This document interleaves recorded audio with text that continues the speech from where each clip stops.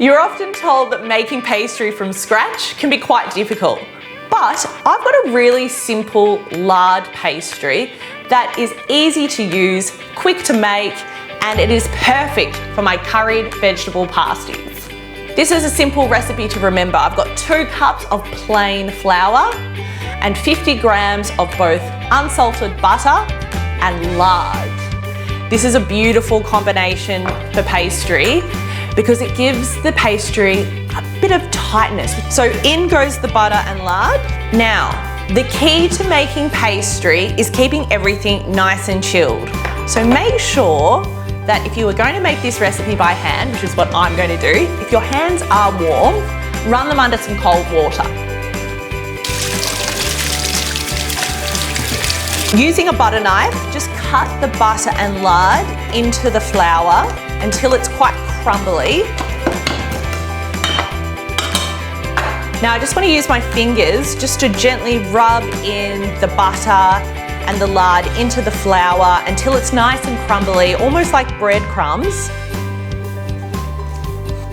You don't want to work it too much because you don't want to heat and melt that fat. I've got some chilled water here and I'm going to add in a few tablespoons at a time and then use my knife again just to cut through that pastry. You don't want to develop the gluten so that the pastry is tough. So you just want to be careful and bring it together lightly.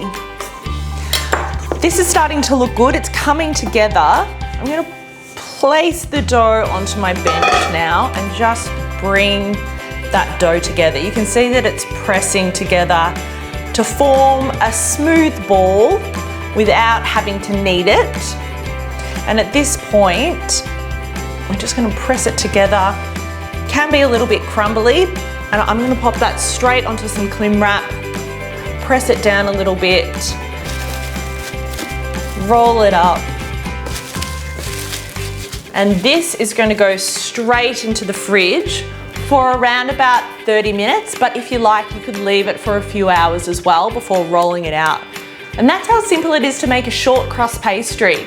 Once you know how to do something like this, all of a sudden you can make pies, quiches, tarts, all with one simple little technique. My short crust lard pastry has been chilling. It's nice and firm, ready to roll out to make our pasties. I'm going to chop off a little bit of this, probably about a quarter. Flour up my bench. Just a little bit of plain flour. This dough can be quite sticky, so you want to make sure that your rolling pin has plenty of flour on it as well. And then what you just want to do is just gently start rolling out your dough and form it into a loose circle. It doesn't have to be perfect. We don't want the dough too thin because when we roll our pasties, we need them to be a little bit solid. Now to my filling. The beauty of pasties is that you can fill them with your favorite fillings, but I'm making a curried veg pasty today. So I've just used some diced potato, cauliflower, some frozen peas, and gently cooked that with some onions, curry leaves, and just your standard curry powder. I used Keen's. You don't have to go too crazy with cooking it, just to bring the flavors together. I've also chilled it in the fridge, and I'm going to pop my filling straight onto the dough. And then really simply, this is rustic cooking at its best. Press over the dough and press this down to form a little half moon shape. Make sure the filling's all in there, packed in nice and tight. And then you can grab a fork and press the edges. Make it look a little bit pretty. I really love this rustic look. You can trim up the pastry if you like, but I like crimping the edge, keeping it rustic, and then you'll get some different textures in your pastry as well. Right, just to finish these off, I've got a little bit of egg wash here. Gently paint my pasties. This will make them nice and golden.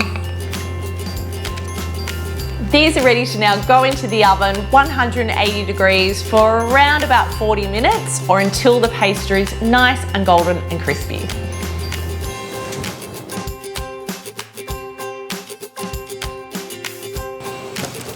These smell and look delicious. I love these because you can put in your favorite filling. You know, I was thinking steak and cheese would be great. They're perfect for a lunchbox, and you can keep them in the fridge for a few days and easily reheat them. What more could you want?